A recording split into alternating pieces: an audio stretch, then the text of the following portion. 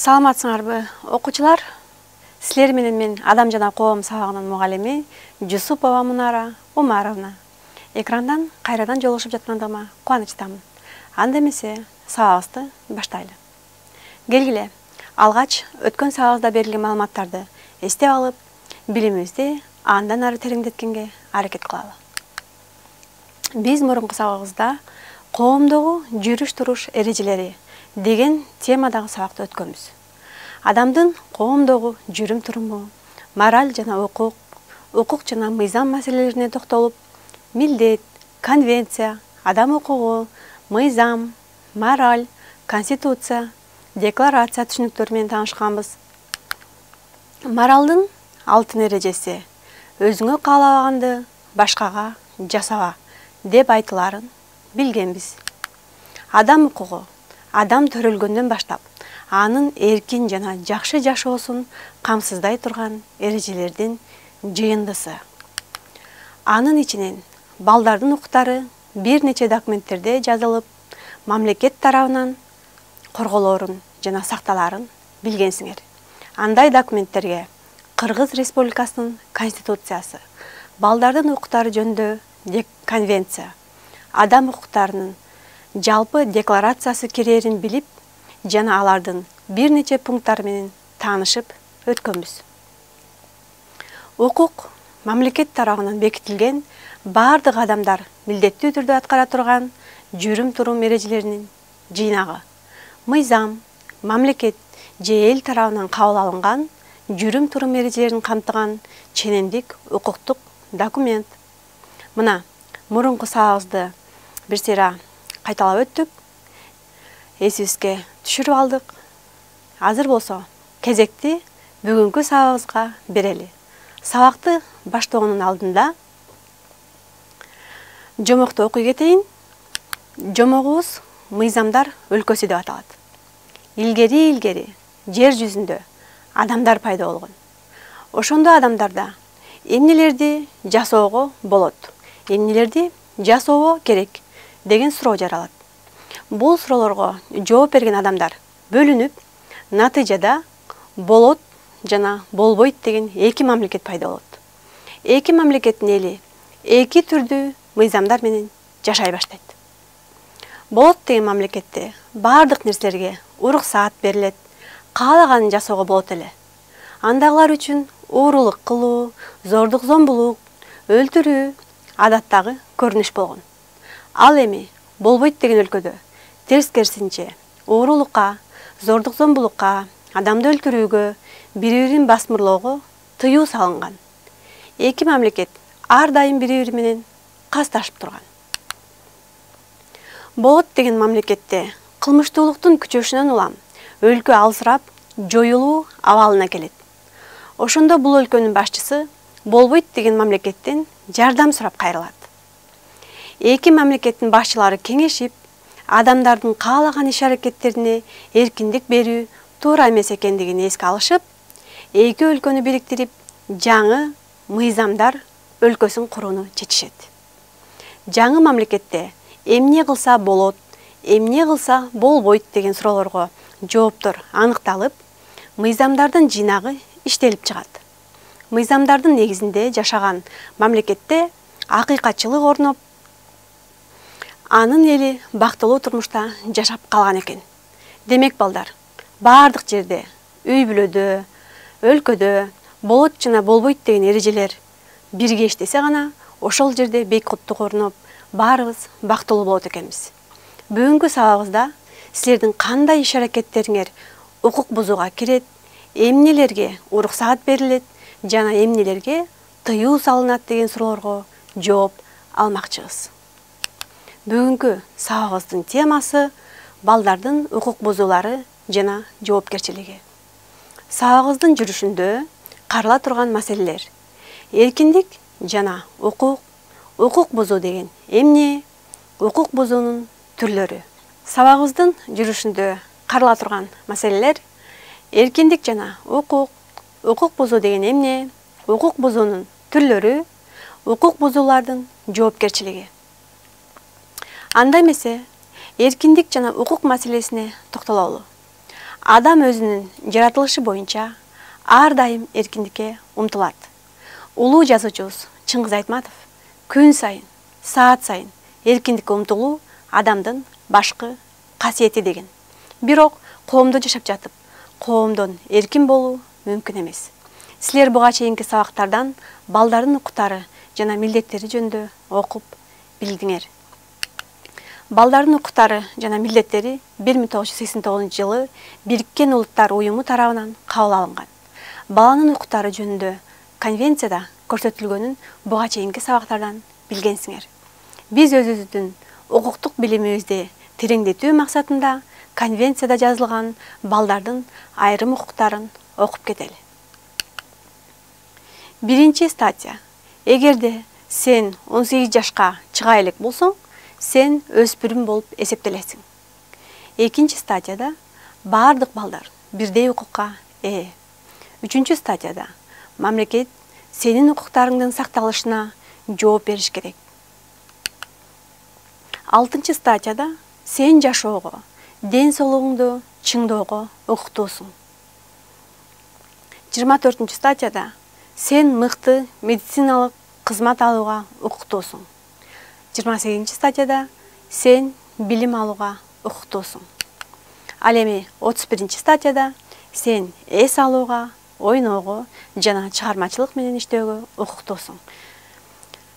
41 статьяда сен өз укуктарыңды билүүгө укуктуусуң деп жазылган экен. Мына ушундай балдардын укуктары статьяларда берилген. Адамдардын эркиндигин мамлекет камсыз кылат. Ошол эле учурда мамлекет адамдардын эркиндигин чектеп, жөнгө салат. Бул үчүн мамлекеттик укуктук ченемдер бекитилген. Укуктук ченемдер мамлекет тарабынан белгиленген жалпыга милдеттүү жүрүм-турум эрежелеринин тутуму. Өлкөдө жашаган адамдардын укуктук билими, аң сезими, укуктук маданияты жогору болгондо гана коомдо туруктуулук орнойт. Адамдар өздөрүн эркин жана коопсуз сезет. Ар бир адам бала чагынан эле укуктук эрежелерди билип, аларды бузбоого аракеттенүүсү зарыл. Укуктук ченемдерди бузган адам мамлекет тарабынан жазаланат. Адам билим алат, эмгектенет жана өзүнүн муктаждыктарын канааттандырат. Ушул учурларда ал башка адам, ишкана, мекеме же мамлекеттик органдар менен мамиле жасайт. Ушул мамилелердин көпчүлүгү мамлекет тарабынан укуктук ченемдердин жардамы менен жөнгө салынат. Укуктук ченемдери кимдир бирөөгө жагар жакпастыгына карабастан, бардык адамдардын милдеттүү түрдө аткарууга тийиш экендигин билдирет. Укук бул мыйзам деңгээлине көтөрүлгөн, мамлекет тарабынан белгиленген жалпыга милдеттүү жүрүм-турум эрежелеринин ченемдеринин тутуму. Эми болсо азыр балдар, укук бузуу деген эмне? Ушул суроого жооп берүүгө мезгил келип жетти. Укук бузуу кандайдыр бир ченемдердин бузган жорук жоосун иш-аракет болуп саналат. Укук бузуудагы жорук жоосун деген жоопкерчиликти алган адамдын атайылап же байкабастан улам жасаган күнөөсү да. Укук бузуу коомго зыян алып келет. Аны жасаган адам мыйзам чегинде жазаланат. Ээн баштык жоопкерчилик сезиминин жоктугу, ошондой эле ата-энелердин жана улуулардын балдарга болгон кайдыгер мамилесинен улам өспүрүмдөрдүн арасында укук бузуулар кездешет. Тарбиясы жок балдар улууларды сыйлашпайт. Ата-энелерине жана кары-картаңдарга жардам беришпейт. Сабактарын начар окушат. Алсыз жана кичине балдарды ызалантышат. Уурулук, талаптануучулукка барышат. Акырында жасаган укук бузуулары үчүн жазага тартылат. Убагында ойлонуп, өзүн көзөмөлгө алган балдар турмушун туура жолго салып кете алышат. Ал эми кээ бирлери кылмыштуулуктун жолуна түшүшөт. Адамдардын руханий дүйнөсүнүн жардылыгы дагы бул укук бузууларга жол берет экен. Укук бузуунун түрлөрү. Жарандык укук бузуулар бул жерге инсанга жарандын же уюмдун мүлкүнө зыян келтирүү. Администрациялык укук бузуулар. Бул жерде мисалы жолдо жүрүүнүн эрежесин бузуу администрациялык укук бузууга кирет. Дисциплинардык тартип бузуулар. Бул жерде мисалы окуучу себепсиз сабакка келбей койсо, анда бул дисциплинардык тартип бузган болот. Ошондой эле укук бузуунун коркунучтуу түрү кылмыш жасоо болуп саналат. Мына укук бузуунун түрлөрү менен таанышып өттүңөр. Укук бузуулардын жоопкерчилиги. Администрациялык укук бузууларга бул жолдо жүрүүнүн эрежелерин бузуу, коомдук тартиптерди бузуу, уруксаат берилбеген жерге соода кылуу, балыктарды кармоо, уруксаат берилбеген жерден жана башка майда тартип бузуулар кирет. Бул үчүн 16 жашка чыккан курактан баштап адамдар айып төлөйт, эскертүү алат же органдардын көзөмөлү менен бекер иш аткарат. Бекер иштеп беришет. Кылмыш мүнөзүнө жана түрүнө жараша оор эмес, оор кылмыш жана өзгөчө оор кылмыш болуп бөлүнөт экен. Андан сырткары атайын жасалган же болбосо байкуусуздан жасалган кылмыш деп бөлүнөт экен. Укуктук ченемдерди активдүү жана пассивдүү бузуу деген дагы түшүнүктөр бар экен. Турмуштан алып карасак, мушташуу, бирөөнүн мүлкүн уурдоо жана башка укуктук эрежени булар активдүү бузууга кирет. Ал эми окуучунун сабакка барбай коюшу, үй тапшырмасын аткарбай койгондугу, жоопкерчиликтен качуу аркылуу укукту пассивдүү бузуу катары бул эсептелет да. Кылмыш жаза кодекси боюнча жазага оор кылмыш жасагандар тартылат. Оор кылмыштардын катарына бул уурулук, зордук зомбулук, зөөкүрлүк, мыкаачылык, курал жарактарды жана баңги заттарын сактоо жана сатуу сыяктуу иштер кирет экен. Кылмыш жаза кодекси боюнча жоопко 16 жашка чыккандар, ал эми өзгөчө оор кылмыш кылса 14 жаштагылар дагы тартылат. Адамдын кылмыш жасагандыгын сот органы гана аныктайт. Кылмышкер соттун чечими менен түрмөгө камалат же айыпталат. Кылмыш коомдун коркунучтуу, күнөөлүү жана жазалануучу жоолук жоосун. Азыр мен силерге алган билимиңерди бышыктоо максатында бир нече суроолор менен кайрылайын. Ойлонуп жообун тапканга аракет кылып көргүлө. Акыл деген бала мектепке барбай, эртеден кечке компьютердик оюндарды ойноду. Анын бул кылганы милдетин аткаргандыкка жатабы?